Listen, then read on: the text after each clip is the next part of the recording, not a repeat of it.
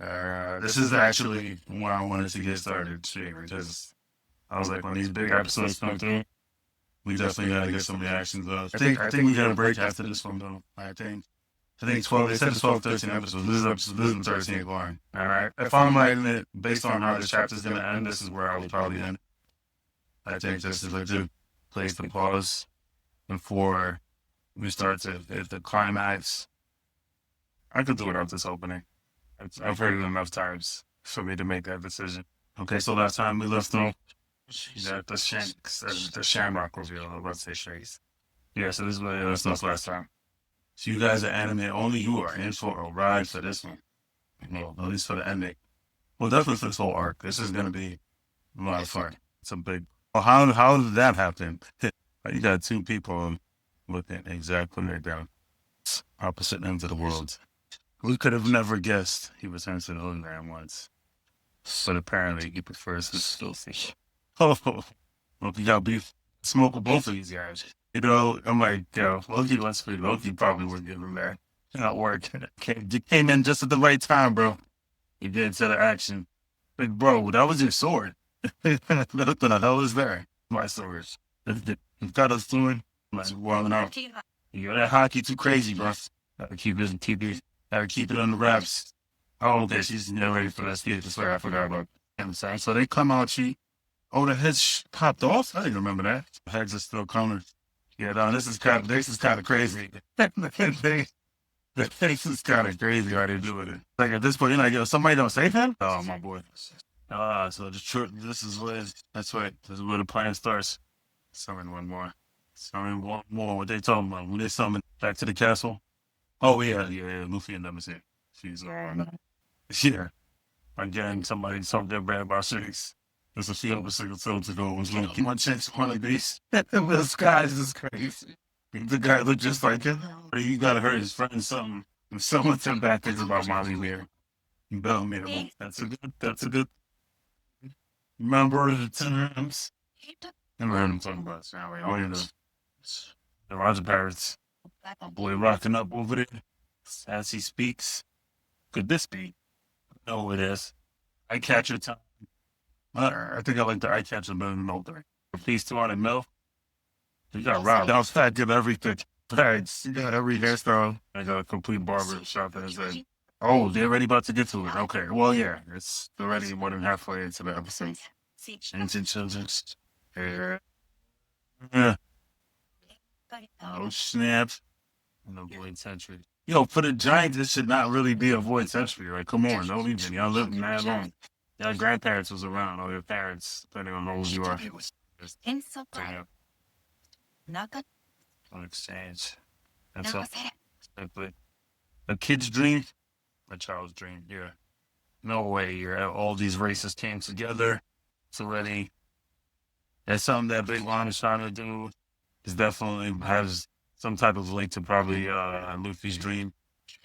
I don't remember there being this walrus giant. That's a big Cuba. I don't know this guy. I guess he's not that knowledgeable. Yeah. We gotta get through this too. I forgot about this. I'm waiting for Robin's part. Elbaf really does give that Viking, like the music and everything. It really feels like a completely different anime compared to like watching Egghead or Wano. Oh, okay, he found it. Let's go. Bro, as he keeps dusting in his face. Harley. I don't know about what type of text is it? Say he's a god of the enemy, they found God of liberation, even in God of destruction. Yeah, with the text, I was saying, like, I'm wondering if it's like the same kind of text that's like on the poneglyphs, or is it text that everybody can read? But the interesting thing is, like, the text on the poneglyphs is from 800 years ago, and this is even older. In the Void Century, obviously. Can't read it earlier. Yeah. So it's a text that indicates, like I said, the third chapter is about the world. Oh, I don't remember this. Maybe it's about what's the that he's the one. Hmm. There we go. First world. And then there was 5. Slave free. Reached. The serpent of fire shrouded the world in darkness. And they, chapter 2. Are they really dramatizing this? I like it. World.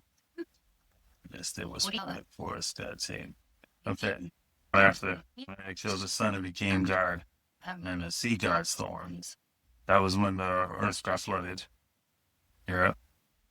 And they will never meet. The anime is definitely adding some context to it. I mean, it's still, if you didn't know, the third world. And this is after calling this there, right? Then the chaos that was aboard. Inconvenient remnants, all the times. And you hear the voices of the broken, the sun god dances in my guiding the world to its end. It brings a new morning. Surely me. Wow. Okay. Okay. Yeah. All right. I gotta run it back. I just want to run it back to this the Harley's part real fast.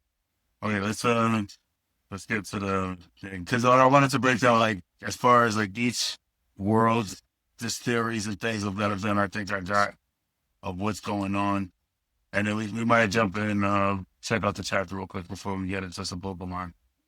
All right. Is there a preview? Because I was just thinking about it. I remember I said before. I don't think that there's no episode next week. Yeah. All right. So the first world, mankind succumbed to greed and touched the forbidden sun. So it's definitely they studied, prayed, and the sun god appeared. So they definitely had some slavery times either way before, which we know about because even before the Void Century, I remember the tone title was talking about how they were enslaved and stuff like that. So there was slavery even before the Void Century, and it might have even been like good countries that we know of because they did not go to the Celestial Dragons didn't go to the top of the red line yet at that point because the world didn't flood. So they had slavery and they probably had issues with energy. Somebody created some type of like mother flame or something like that. And then that's what probably started like wars over like who wanted that power. But yeah, I mean, for the Second World one, when they talked about the sea gods, or they took this one right here, it was kind of already something that we kind of can theorize based off of what Vegapunk said. The sun is fires of war. Yeah, so those are the half-world days. So like I was saying, the same wars probably continued from fighting over that mother flame or whatever the case may be. And this is during Joy Boy's time. So like somehow they discovered like the weapons, the ancient weapons, because to them they called it the ancient weapons, right? Because they put it on the phonograph. So to them that means it predated Joy Boy's era. So that was from like uh yeah, before the Void Century or whatever. Man, so this I'm not really sure, but I just like I said, the sea god storming, that's kind of for sure meaning like the flooding. That's when the world flooded and the 200 meters or whatever. So yeah. No, this was when this came out in the manga. This was like a treasure trove of theories. The third world, and so like with the third world, that's we pretty much kind of know, like it's gonna be something having to do with Luffy somehow defeating the government or whatever, or even if it's not him directly, he can be involved in it with the revolution. And he's like the one with the Grand Fleet gonna be the one to like unite everybody. And then remember, like somehow the Red Line might get destroyed because we know Fishman Island is gonna be destroyed. That was Charlie's predicting or whatever for premonition. So yes, yeah. All right. Let's real quick look at the chapter. Let's check out the lengthen that last scene, which this was one of those episodes, like I was saying, that they do well sometimes when they add stuff, like some things, but they had good stuff to add. The Harley. All right. So starting from the beginning up to continued with these guys, with the God's Knights fighting Loki or attacking Loki, I should say. Here he releases Cerberus, and they added that whole thing with the heads flying through the forest and all that. So that's where I was like, wait, what is going on? But now I'm seeing this that he did separate them, and he's like return, and then Yeah. And then they go flying or oh, okay. So this is the okay. They do fly up and then they come back down towards him. I forgot about that. All right. Damn you to hell. Yeah, and then they stab him up. Okay, then they go back to the scene. Yeah, so they didn't OD on this scene. Like there was a couple of moments, but they didn't really stretch it too much, which is good. Yeah, and then we get this conversation setting up the mural, some filler stuff with the kids. Like it's not filler, but yeah, everybody dancing, doing the Nika dance. Oh, they added the other people doing the Nika dance. I was gonna say I don't remember that, but I just roll with it. It's just so, and then she starts to read it, and then boom, we get it narrated fully, and then the dramatics that they do with the fire and the water. Yeah. So, well, yeah, they did a great job. Like this was something that they knew was going to be really important because it's like a big reveal of the history and what a lot of the people in the world, One Piece world, like believe in. Like this is kind of like their religion.